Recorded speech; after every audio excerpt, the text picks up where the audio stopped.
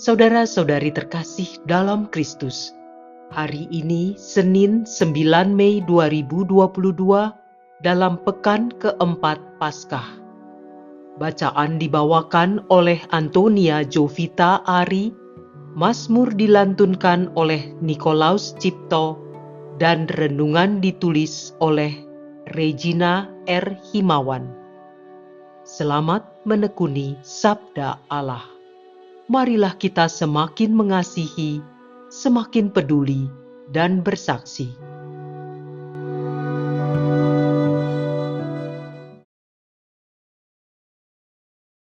Bacaan dari Kisah Para Rasul, bab 11, ayat 1-18. Rasul-rasul dan saudara-saudara di Yudea mendengar bahwa bangsa-bangsa lain juga menerima firman Allah.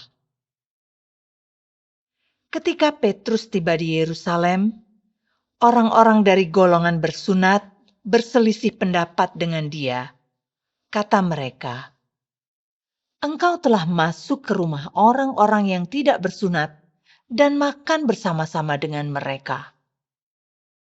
Tetapi Petrus menjelaskan segala sesuatu berturut-turut, katanya, "Ketika aku sedang berdoa di kota Yope, tiba-tiba rohku diliputi kuasa ilahi. Dan aku melihat suatu penglihatan, suatu benda berbentuk kain lebar yang bergantung pada keempat sudutnya, diturunkan dari langit sampai di depanku. Aku menatapnya, dan di dalamnya aku lihat segala jenis binatang berkaki empat, binatang liar, binatang melata, dan burung-burung. Lalu aku mendengar suara berkata kepadaku, 'Bangunlah hai Petrus, sembelihlah dan makanlah.' Tetapi aku berkata, 'Tidak Tuhan, tidak. Belum pernah sesuatu yang haram dan tidak tahir masuk ke dalam mulutku.' Akan tetapi untuk kedua kalinya suara dari surga berkata kepadaku, 'Apa yang dinyatakan halal oleh Allah, tidak boleh engkau nyatakan haram.' Hal itu terjadi sampai 3 kali. Lalu semuanya ditarik kembali ke langit. Dan saat itu juga 3 orang berdiri di depan rumah di mana kami menumpang. Mereka diutus kepadaku dari Kaisarea. Lalu kata Roh kepadaku, 'Pergilah bersama mereka dengan tidak bimbang.' Dan 6 saudara itu menyertai aku. Kami masuk ke dalam rumah Kornelius perwira Romawi itu, dan ia menceritakan kepada kami bagaimana ia melihat seorang malaikat berdiri di dalam rumahnya dan berkata kepadanya, 'Suruhlah orang ke Yope untuk menjemput Simon yang disebut Petrus. Ia akan menyampaikan suatu berita kepada kamu yang akan mendatangkan keselamatan bagimu dan bagi seluruh isi rumahmu.' Dan ketika aku mulai berbicara, turunlah Roh Kudus ke atas mereka sama seperti dahulu ke atas kita. Maka teringatlah aku akan perkataan Tuhan. Yohanes membaptis dengan air, tetapi kamu akan dibaptis dengan Roh Kudus. Jadi jika Allah memberikan karunia-Nya kepada mereka, sama seperti kepada kita pada waktu kita mulai percaya kepada Yesus Kristus, bagaimanakah mungkin aku mencegah dia?" Ketika mereka mendengar hal itu, mereka menjadi tenang, lalu memuliakan Allah, katanya. Jadi kepada bangsa-bangsa lain pun Allah mengaruniakan pertobatan yang memimpin kepada hidup. Demikianlah sabda Tuhan.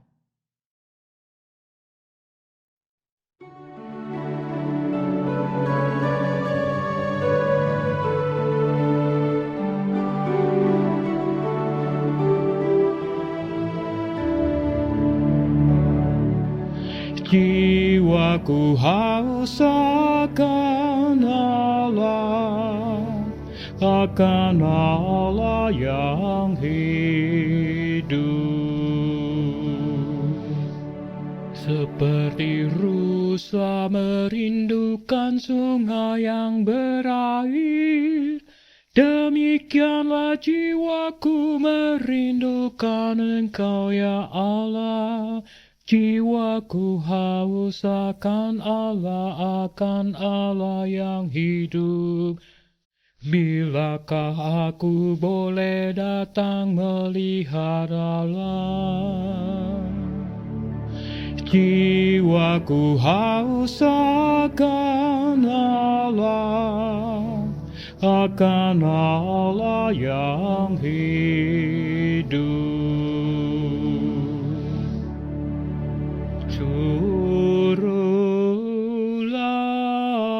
terang dan kesetiaan-Mu datang, supaya aku dituntun dan dibawa ke gunung-Mu yang kudus dan ke tempat kediaman-Mu. Jiwaku haus akan Allah yang hidup. Maka aku dapat pergi ke mezbah Allah, menghadap Allah sukacita dan kegembiraanku, dan bersyukur kepadamu dengan kecapi, ya Allah, ya Allahku. Jiwaku haus akan Allah yang hidup.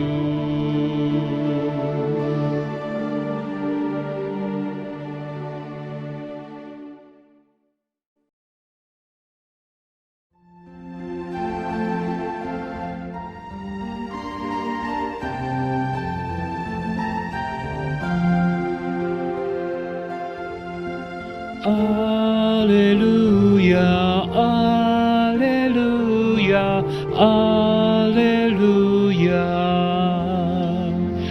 Akulah gembala yang baik, sabda Tuhan. Aku mengenal domba-dombaku, dan domba-dombaku mengenal aku. Alleluia, alleluia, alleluia.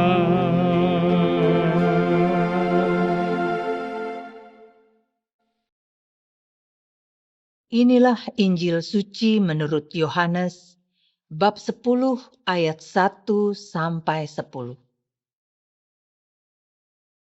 Sekali peristiwa, Yesus berkata kepada orang-orang Farisi, "Aku berkata kepadamu, sesungguhnya siapa yang masuk ke dalam kandang domba tidak melalui pintu, tetapi dengan memanjat tembok, ia adalah seorang pencuri dan seorang perampok. Tetapi siapa yang masuk melalui pintu, ia adalah gembala domba. Untuk dia, penjaga membuka pintu, dan domba-domba mendengarkan suaranya. Ia memanggil domba-dombanya masing-masing menurut namanya dan menuntunnya keluar. Jika semua dombanya telah dibawanya keluar, ia berjalan di depan mereka, dan domba-dombanya itu mengikuti dia karena mereka mengenal suaranya. Tetapi orang asing pasti tidak mereka ikuti, malah mereka lari daripadanya, karena suara orang-orang asing tidak mereka kenal. Itulah yang dikatakan Yesus dalam perumpamaan kepada mereka tetapi mereka tidak mengerti apa maksudnya ia berkata demikian kepada mereka. Maka kata Yesus sekali lagi, "Aku berkata kepadamu, sesungguhnya akulah pintu kepada domba-domba itu. Semua orang yang datang sebelum aku adalah pencuri dan perampok, dan domba-domba itu tidak mendengarkan mereka.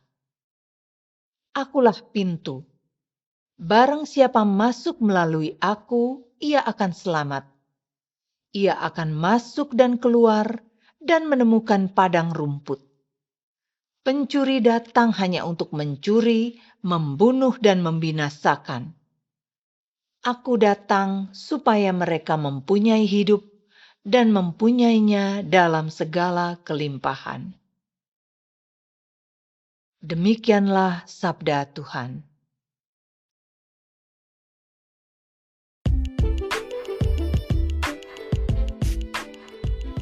Yesus adalah pintu, kita adalah apa? Renungan dibawakan oleh Felicia Devina.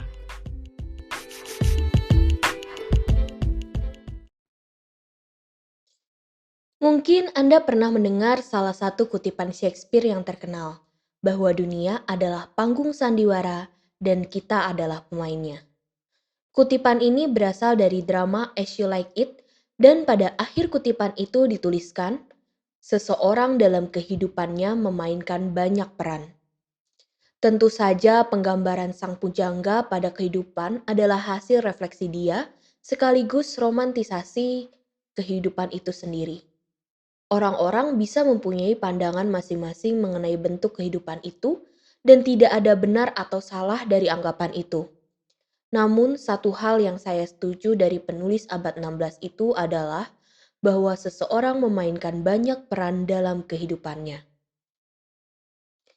Ibu, bapak, saudara-saudari, dan rekan muda yang dikasihi Tuhan, perumpamaan Yesus hari ini dibuka dengan penjelasan mengenai hubungan antara kandang domba, gembala, domba-dombanya, dan pencuri yang kemudian dilanjutkan dengan deklarasi Yesus mengenai perannya dalam perumpamaan itu. Yesus mengatakan bahwa ia adalah pintu yang diulanginya sampai 2 kali. Hanya orang yang melalui pintu itu disebut gembala, dan yang tidak melaluinya adalah pencuri. Melalui pintu itu domba-domba menemukan padang rumput, beroleh hidup dalam segala kelimpahan, sampai pada keselamatan.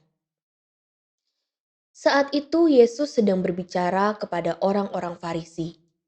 Pada pernyataannya tentang pintu, dengan sangat halus Yesus memposisikan lawan bicaranya secara tidak langsung.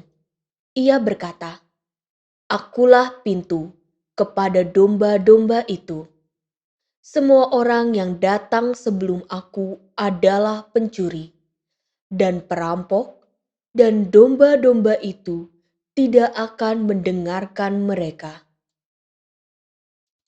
Bagaimana kita membaca perumpamaan ini di masa sekarang?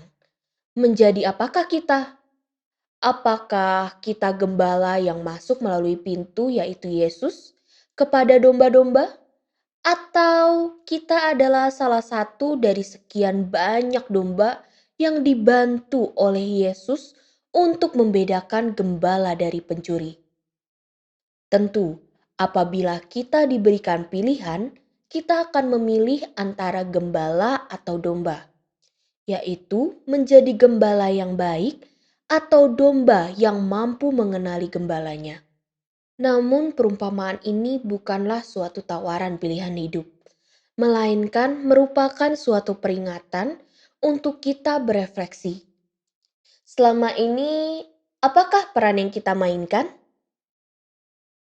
Apabila menilik tahapan-tahapan hidup kita, tentu kita tidak hanya memainkan satu peran.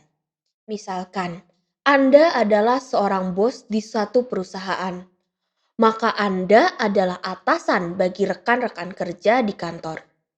Sementara di rumah, Anda adalah orang tua bagi anak-anak, suami atau istri bagi pasangan.